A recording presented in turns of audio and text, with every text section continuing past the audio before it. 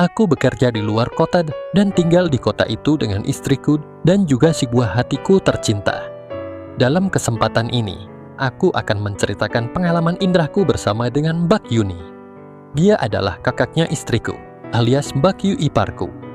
Dia ini tinggal di desa kelahiran istriku, dan kejadian yang aku alami itu adalah ketika aku datang ke rumahnya yang di desa itu. Selengkapnya, simak ceritanya berikut ini, dan jangan lupa like dan subscribe channel ini ya teman-teman. Terima kasih.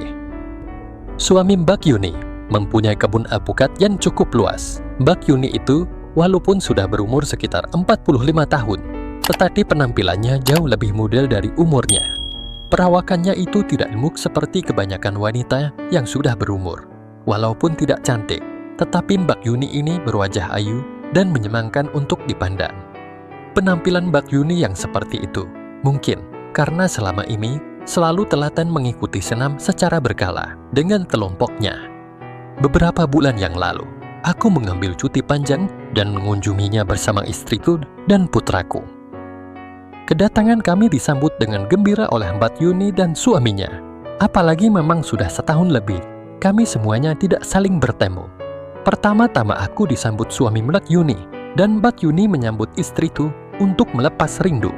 Dan setelah itu, istriku segera mendatangi kakak iparnya, yaitu suami Mbak Yuni. Sedangkan Mbak Yuni segera ke arahku dan melakukan hal yang sama, seperti ketika dia sedang melepas kangen dengan istriku tadi. Sehingga terasa olehku, ada sesuatu yang terasa empuk di saat seperti itu. Dalam keadaan itu, Mbak Yuni sempat berbisik padaku, "Sul, Mbak kangen sekali denganmu," ucapnya pelan sambil menggosok-gosokkan tangannya di punggungku. Dan untuk tidak mengecewakannya, aku balas bisikannya itu, "Mbak, saya juga kangen sekali dengan Mbak," balasku. Ketika itu aku menjadi sangat kaget ketika Mbak Yuni sambil tetap masih seperti itu kembali berbisik, "Sul, Mbak merasakan ada yang mengganjal di perut Mbak ini." Spontan karena kaget dengan kata-katanya itu, aku menjadi tertegun dan dengan segera saling menjauh. Dan kuperhatikan Mbak Yuni tampak tersenyum penuh arti. Setelah 2 hari berada di rumah Mbak Yuni, aku dan istriku merasakan ada keanehan dalam rumah tangga Mbak Yuni dan suaminya. Terutama pada diri Mbak Yuni. Mbak Yuni selalu saja marah-marah kepada suaminya apabila ada hal-hal yang kurang berkenan. Sedangkan suami Mbak Yuni menjadi lebih pendiam serta tidak meladeni Mbak Yuni ketika beliau sedang marah-marah. Dan suami Mbak Yuni itu kelihatannya lebih senang menghabiskan waktunya di kebun alpukatnya. Walaupun di kebunnya itu, dia hanya duduk-duduk seperti sedang merenung atau melamun saja. Istriku sebagai adiknya tentu saja tidak bisa berbuat apa-apa dengan tingkah laku kakaknya itu, terutama dengan mbaknya. Karena istriku merasa takut untuk menanyakannya kepada keduanya. Lalu istriku pun memintaku untuk berusaha mendapatkan keterangan dari Mbak Yuni, supaya Mbak Yuni mau bercerita tentang masalah yang sedang dihadapinya itu. Maka istriku menyuruhku untuk menanyakannya sewaktu dia sedang tidak ada di rumah itu, dan juga sewaktu suami Mbak Yuni itu sedang ke kebun alpukatnya. Di pagi hari ketiga, setelah selesai sarapan pagi, istriku sambil membawa putraku pun berpamitan kepada kakaknya untuk pergi mengunjungi budenya yang di luar kota, yang tidak jauh dari kota Mbak Yuni, dan rencananya kalau bisa pulang sore harinya. "Mbak, aku mau pergi ke rumah bude dulu ya. Nanti sore juga aku balik lagi ke sini," ucap istriku pada Mbak Yuni. "Loh, murkok suami kamu nggak diajak?" tanya Mbak Yuni. "Lal, nggak usah Mbak, biar Mas Surya nemenin Mas Paidi dan Mbak aja. Wong aku nggak lama kok di rumah bude," sahut istriku sambil mengedipkan matanya ke arahku. Aku tahu apa maksud dari kedipan matanya itu, sedangkan Mas Paidi hanya berpesan pendek supaya hati-hati di jalan, karena hanya pergi dengan putraku saja saat itu. Tidak lama setelah istriku pergi, Mas Paidi pun berpamitan pada istrinya dan aku untuk pergi ke kebun alpukatnya, yang tidak terlalu jauh dari rumahnya itu, sambil berkata padaku, "Sul, kalau nanti kamu mau lihat-lihat kebun alpukat Mas, susul saja ke sana ya," ucapnya. Setelah istriku dan Mas Paidi pergi dari rumah itu, maka sekarang yang ada di rumah itu hanya tinggal aku dan Mbak Yuni yang sedang sibuk membersihkan meja makan. untuk mengisi waktu sambil menunggu waktu yang tepat untuk menjalankan tugas yang diminta oleh istriku. Aku gunakan untuk membaca koran lokan di ruang tamu. Entah sudah berapa lama aku membaca koran itu, yang pasti seluruh halaman sudah aku baca semua. Tiba-tiba saja, aku dikagetkan dengan adanya suara seperti ada yang terjatuh dan diikuti dengan suara mengadu dari belakang. Dengan gerakan refleks, aku segera berlari menuju belakang sambil berteriak, "Mbak, ada apa Mbak?" Ketika sudah dekat dari dalam kamar tidurnya, aku dengar suara Mbak Yuni seperti mengadur. "Sur, tolong Mbak." Itulah suara yang aku dengar dan ketika aku lihat ternyata Mbak Yuni dalam posisi terduduk di lantai, sepertinya dia habis terjatuh dari bangku kecil yang ada di dekat lemari pakaian. Serta-merta aku angkat Mbak Yuni ke atas tempat tidurnya yang cukup lebar, dan aku tidurkan sambil aku tanya, "Mana yang sakit Mbak?" Tanyaku dengan rasa khawatir. Di sini, Mbak Yuni menjawab dengan wajah meringis seperti menahan rasa sakit, sambil mengurut dari luar rok yang dipakainya itu. Tanpa permisi, langsung saja aku membantu mengurutnya. "Mbak, apa ada bagian lain yang sakit?" Tanyaku memastikan. "Nggak ada kok Sur, cuman di sepanjang kaki kanan ini sampai atas ada rasa sakit sedikit," jawabnya dengan meringis menahan sakit. "Oh iya Sur, tolong ambilkan minyak kayu putih di kamar Mbak bisa, biar terasa hangat dan hilang sakitnya ini," pintanya. Aku kemudian segera mencari minyak yang dimaksud itu di meja riasnya, dan alangkah terkejutnya aku ketika kembali dari mengambil minyak kayu putih itu, karena kulihat Mbak Yuni telah membuka penutup pada area yang sakitnya itu, sehingga terlihat dengan jelas pemandangan itu darinya. Aku tertegun sejenak di dekat tempat tidurnya, karena melihat pemandangan yang begitu indah itu.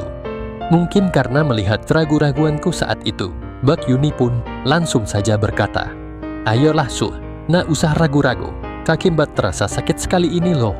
Lagi pula dengan Mbak sendiri saja kok pakai sungkan segala. Tolong diurutkan kaki Mbak yang sakit ini, tapi nggak usah pakai minyak kayu putih itu. Mbak takut nanti malah jadi kepanasan kena minyak itu." Dengan perasaan yang penuh dengan keraguan, akhirnya ku urut juga secara pelan-pelan kaki kanannya, yang terlihat ada tanda agak merah memanjang yang mungkin sewaktu terjatuh tadi terkena bangkunya yang dinaikinya. "Bagaimana Mbak? Apa di sini yang sakit?" tanyaku. "Betul Sur, ya yang itu. Tolong urutkan yang agak keras sedikit dari atas ke bawah," perintahnya.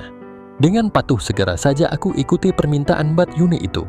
"Sur, tolong agak ke atas sedikit nurutnya," ucapnya seraya tangannya menarik penghalangnya.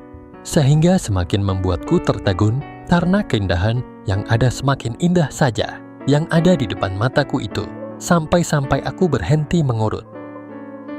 "Ayo dong Sur, kok ngurutnya jadi berhenti?" kata Mbak Yuni sehingga membuatku tersadar dari lamunanku itu. Iya Mbak, maaf, tapi Mbak," jawabku agak terbata-bata dan tanpa menyelesaikan perkataanku karena agak ragu. "Kenapa sih Sur?"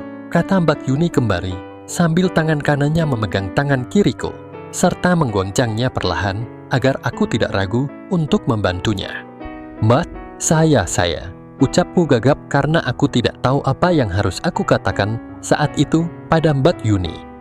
Tetapi yang pasti, keinginanku saat itu tiba-tiba saja begitu tinggi, karena melihat apa yang terlihat itu pada Mbak Yuni. "Sur," ucapnya lirih sambil menarik tangan kiriku, dan aku ikuti saja tarikan tangannya itu tanpa prasangka yang bukan-bukan. Akan tetapi, ternyata tanganku itu diletakkan tepat pada bagian yang telah membuatku ingin itu. Kejadian yang tidak aku duga sama sekali ini begitu mengagetkanku dan secara tidak sadar aku bergumam, "Mbak, saya..." Belum sempat aku menyelesaikan kata-kataku, Mbak Yuni malahan berucap, "Sur, kok kamu seperti belum pernah saja Sin?" ucapnya pelan dengan tatapan yang penuh harapan. "Mbak, saya takut kalau nanti Mas Paidi datang," sahutku. Karena memang saat itu aku takut beneran, aku pun mencoba menarik tanganku itu. Tetapi tangan Mbak Yuni yang masih tetap memegang tanganku itu pun juga berusaha menahannya, dan bahkan semakin menekannya serta berkata pelan, "Sur, si masih itu pulang untuk makan siang selalu jam 1 siang nanti. Tolonglah Mbak Sur." Terdengar permintaannya itu seperti menghibah. Sebetulnya siapa sih yang bisa menolak rezeki yang seperti ini? Aku juga tidak munafik, aku tentu saja juga tidak bisa menahan diri kalau dalam situasi yang seperti ini. Tetapi karena ini baru pertama aku alami, apalagi ini dengan kakak iparku sendiri, tentunya perasaan takut pun pasti ada. Di saat aku masih dengan keraguanku, tiba-tiba saja Mbak Yuni telah lebih dulu memulainya. "Mbak, biar saya kunci pintunya dulu ya," pintaku, karena aku merasa was-was kalau nantinya sampai ada orang yang tiba-tiba saja masuk. Tetapi Mbak Yuni malahan menjawab, "Lah usah, selama ini nggak pernah ada orang yang pagi-pagi datang ke rumah Mbak," ucapnya seraya terus berusaha membuatku semakin terpancing. Semakin lama Mbak Yuni semakin nekat. Aku yang sebenarnya sudah ada keinginan sejak tadi itu pun segera menyambutnya dan membalasnya dengan sukacita. Sehingga Mbak Yuni tentu saja menjadi senang bukan kepalang. Semakin lama rasa ketakutanku tadi itu pun sudah tidak teringat lagi olehku. Yang ada hanyalah bagaimana caranya pagi itu aku dan Mbak Yuni bisa sama-sama mencapai puncak ting terindah. Aku sudah lupa kalau yang bersamaku saat ini adalah Mbak Yuni, kakak kandung istriku sendiri. Pagi itu akhirnya aku dan Mbak Yuni pun dengan penuh semangat dan sukacita saling membantu satu sama lainnya untuk memperoleh sesuatu yang begitu indah dan menyenangkan. Pagi itu kami ulangi beberapa kali hingga menjelang Mas Paidi, yaitu suami Mbak Yuni pulang. Acara yang menyenangkan itu pun kami sudahi dengan berat hati. "Mbak, apa ini yang menyebabkan Mbak akhir-akhir ini selalu marah-marah pada suami?" tanyaku. "Mungkin saja Sur, memangnya kenapa Sur?" sahutnya sambil tersenyum dan memberikan hadiah di pipiku. "Mbak, kalau benar tolong mulai saat ini Mbak kurangi marah-marahnya pada suami. Kasihan dia," pintaku. Mbak Yuni hanya diam dan seperti berpikir. Setelah diam sebentar, lalu aku katakan padanya, "Mbak, sudah siang lo ini. Sebentar lagi Mas Paidi pulang kayaknya," bisikku seraya aku bantu dia bangun serta bimbing dia ke kamar mandi. Setelah peristiwa ini terjadi, Mbak Yuni tidak lagi cemberut dan marah-marah seperti hari-hari sebelumnya. Bahkan setelah aku dan istri serta putraku balik ke kota, Mbak Yuni seringkali mengunjungi rumah kami dengan alasan kangen istriku dan putraku. Tetapi kenyataan sebenarnya adalah Mbak Yuni itu selalu mengontakku terlebih dahulu melalui telepon di kantor dan meminta JTHNY di suatu motel sebelum akhirnya menuju ke rumahku. Untungnya sampai sekarang istriku tidak curiga, hanya saja dia merasa aneh karena setiap bulannya mbaknya itu selalu mengunjungi rumah kami. Semoga saja rahasia indah kami itu akan selalu terjaga. Demikianlah kisahku dengan Mbak Yuni yang kekurangan vitamin dari suaminya. Semoga terhibur dan terima kasih sudah menyimak sampai akhir ceritanya.